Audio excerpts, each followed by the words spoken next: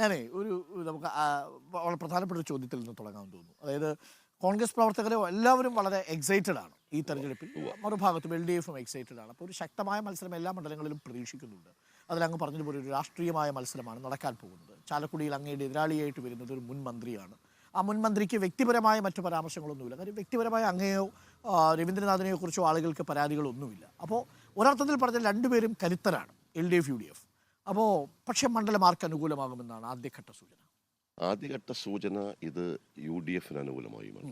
കാരണം ഒന്നുണ്ട്. കാരണം ഇത് കാലാകാലങ്ങളായി UDFന്റെ ഒരു ശക്തി കോട്ടയാണ്. പഴയ മുകുന്ദപുരം, ഇപ്പോഴത്തെ ചാലക്കുടി. നടന്നിട്ടുള്ള എല്ലാ തെരഞ്ഞെടുപ്പുകളും, വളരെ അപൂർവം തെരഞ്ഞെടുപ്പുകൾ ഒഴിച്ചാൽ ബാക്കിയെല്ലാം UDF കോൺഗ്രസ് മഹാഭൂരിപക്ഷത്തോടുകൂടി വിജയിച്ച സ്ഥലമാണ്. ഇതിൻ്റെ രാഷ്ട്രീയ ഘടന, സാമൂഹ്യ ഘടന എല്ലാം UDFന് അനുകൂലമാണ്.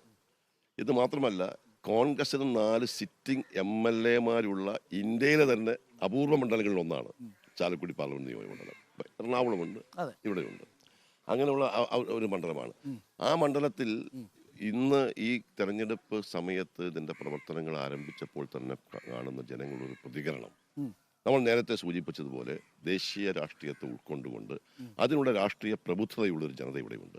അതുകൊണ്ട് എല്ലാ മേഖലകളിലും ഐക്യജനാധിപത്യ മുന്നണിക്ക്, കോൺഗ്രസിന് അനുകൂലമായ ഒരു തരംഗം തന്നെ നിലനിൽക്കുന്നുണ്ട്. ഇപ്പോൾ അങ്ങ് കോൺഗ്രസിൽ ഏറെക്കാലം കോൺഗ്രസിലെ എല്ലാ മുതിർന്ന നേതാക്കളുമായിട്ടും ബന്ധം പുലർത്തിയിരുന്ന ഒരാളാണ്. ലീഡറുമായി ബന്ധം പുലർത്തിയിരുന്നു, ഉമ്മൻചാണ്ടിയുമായി ബന്ധം പുലർത്തിയിരുന്നു, AK ആന്റണിയുമായി അടുത്ത ബന്ധമുണ്ടായിരുന്നു. അപ്പോൾ ഇവരുടെയൊക്കെ കുടുംബാംഗങ്ങളുമായിട്ടും അടുത്ത ബന്ധം പുലർത്തിയിട്ടുണ്ടായിരുന്നു.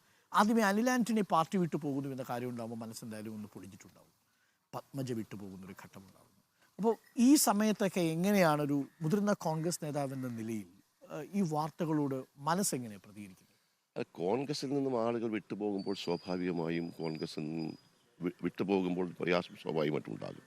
പക്ഷേ ചിലപ്പോൾ നമുക്കറിയാമല്ലോ, നമുക്ക് ചില അനുഭവങ്ങൾ നമുക്ക് കൂടുതൽ കരുത്ത് നൽകും. ബ്ലാക്ക് ടീ ആണോ രാവിലെ കുടിക്കുന്നത്? ഇത് എനിക്ക് ഇഷ്ടപ്പെട്ട ടീയാണ്. ബ്ലാക്ക് ടീ അല്ല, ഇതൊരു ലെമൺ ഒരു ഇതുള്ളതാണ്. ഒരു മധുരം പ്രതീക്ഷിച്ചാണ് എങ്കിലും അപ്രതീക്ഷിതമായി ഞെട്ടിച്ചു. പലപ്പോഴും ബെന്നിമാനമ്പി അങ്ങനെയാ, അപ്രതീക്ഷിതമായിട്ട് ഞെട്ടിക്കും. ഇത് കൊള്ളാം കേട്ടോ, ഇത് നല്ല റെസിപ്പി. ഇതെന്താ സംഭവം? ഇതൊരു മസാല ടീ. ഞാൻ ഇവർക്ക് കൊടുക്കാൻ പറയാം, എല്ലാവർക്കും കൊടുക്കാൻ പറയാം. മസാല ടീ നല്ല സാധനമാണ്, നല്ല ടേസ്റ്റ് ഉണ്ട്. നല്ല ടേസ്റ്റ്. മധുരമല്ല, ഉപ്പാണ്. രാവിലെ ഇതാ കുടിച്ചാണോ? രാവിലെ ഞാൻ സാധാരണ ഒരു ചായ കഴിക്കും, ഇതും കഴിക്കാൻ എനിക്ക് എപ്പോഴും ലെമൺ ടീ, അതുപോലെ ഇത്തരം ടീ ഇഷ്ടമാണ്. ലെമൺ ടീ ഇഷ്ടമാണ്. ഓക്കെ, അപ്പോൾ രാവിലെ മധുര ചായ പ്രതീക്ഷിച്ച് വന്നുകൊണ്ട് ഉപ്പിട്ട ചായ കിട്ടിയിടും. സൂപ്പറാ.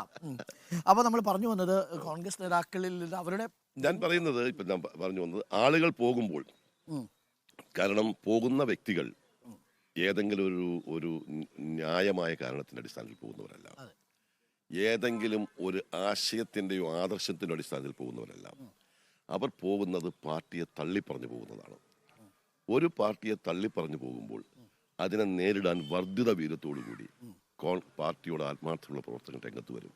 അതുകൊണ്ട് ഇത്തരം വ്യക്തികൾ പാർട്ടിയിൽ നിന്ന് പോയപ്പോൾ കുറച്ചുകൂടി ആവേശവും അതുവഴി ഉണ്ടാകുന്ന ആത്മവിശ്വാസവുമാണ് പാർട്ടിയിൽ ഉണ്ടായിരിക്കുന്നത്. അത് വളരെ പ്രധാനപ്പെട്ട ഒരു കാര്യമാണ്. എങ്കിലും നമ്മളിത് കാണുന്ന പ്രേക്ഷകരെ സംബന്ധിച്ച് പലപ്പോഴും ഇപ്പോൾ ഈ പത്മജ ഒടുവിൽ പറഞ്ഞതോ അനിൽ ആന്റണി പറഞ്ഞതോ ആയ കാര്യങ്ങളൊന്നും ആളുകൾക്ക് അങ്ങോട്ട് വിശ്വാസം വന്നിട്ടില്ല. പാർട്ടിയിലേക്ക് പോകാനുള്ള കാരണങ്ങളായി പത്മജ പറഞ്ഞതിൽ ഒരു കാരണം, അച്ഛൻ്റെ സ്മൃതി മണ്ഡപം പൂർത്തിയാക്കിയിട്ടില്ല, അവിടെ DCCയുമായിട്ടുണ്ടായിരുന്ന അഭിപ്രായ വ്യത്യാസം, അവരെ പ്രചരണത്തിൻ്റെ വാഹനത്തിൽ കേട്ടില്ല, തുടങ്ങിയ കാര്യങ്ങളാണ്.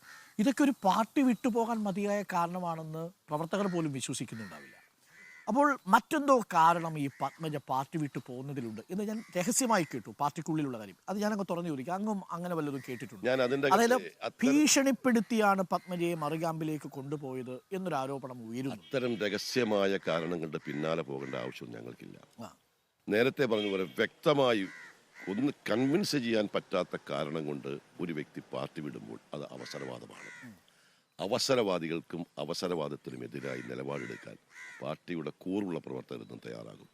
പിന്നെ ഏതെങ്കിലും ഒരു വ്യക്തി കോൺഗ്രസ് വിട്ടു എന്ന് വിചാരിച്ച് കോൺഗ്രസ് നശിച്ചു പോകുന്ന പാർട്ടിയാണല്ലോ. കോൺഗ്രസിന് പരാജയവും തോൽവിയും ഉണ്ടായിട്ടുണ്ട്. പക്ഷെ കോൺഗ്രസ് എന്ന് പറയുന്നത് ഇന്നും ഇന്ത്യ രാജ്യത്ത് വേറൊരുപ്പുള്ള പാർട്ടിയാണ്. പല പരീക്ഷണം കണ്ട പാർട്ടിയാണ്. ഹിമാലയ പർവ്വതത്തിൽ നിന്നും ഒരു മഞ്ഞുകട്ട അടർന്നു പോയി എന്ന് വിചാരിച്ച് ഉത്തങ്ങ ഹിമാലയ പർവ്വതത്തിനൊന്നും സംഭവിക്കില്ല. അടർന്നു പോകുന്ന മഞ്ഞുകട്ട ഉരുകി വെള്ളമായി ഒഴുകിപ്പോകുന്ന, ചരിത്രത്തിലില്ലാതെ പോകുന്നത് ഹിമാലയ വന്ന് നിലനിൽക്കും.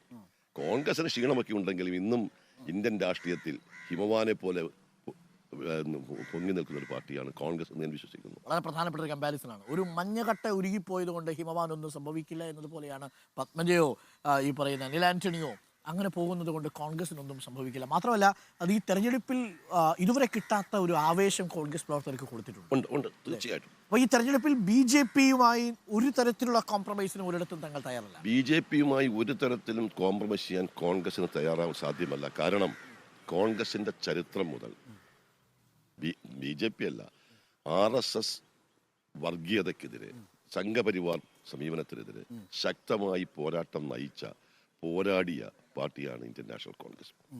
ഞാൻ ഒറ്റ ഉദാഹരണം പറയാം. ഇന്ത്യയിൽ ആദ്യമായി തെരഞ്ഞെടുപ്പ് നടന്നത് 1952 52 തെരഞ്ഞെടുപ്പിൽ കോൺഗ്രസിനെ നയിച്ചത്, നേതൃത്വം കൊടുത്തത് പണ്ഡിറ്റ് ജവഹർലാൽ നെഹ്റുവാണ്. ഞാനൊക്കെ അന്ന് പണ്ഡിറ്റ്ജി നടത്തിയ ഒരു പ്രസംഗത്തിൽ ഞാൻ ആവേശം കൊള്ളുന്നു. 52 തെരഞ്ഞെടുപ്പ് ആരംഭിച്ചപ്പോൾ അങ്ങ് പാകിസ്ഥാൻ ബോർഡറിൽ നിന്നാണ് പണ്ഡിറ്റ്ജിയുടെ തെരഞ്ഞെടുപ്പ് പ്രചരണം ആരംഭിച്ചത്. അന്ന് അർത്ഥശങ്കയ്ക്കിടവില്ലാത്ത രീതിയിൽ പണ്ഡിറ്റ്ജി പറഞ്ഞൊരു കാര്യമുണ്ട്. പണ്ഡിറ്റ്ജിയുടെ ഒരു ഭയങ്കരമായൊരു ശൈലിയും ഇതൊക്കെ ഉണ്ടല്ലോ, ഒരു പ്രസംഗ ശൈലി.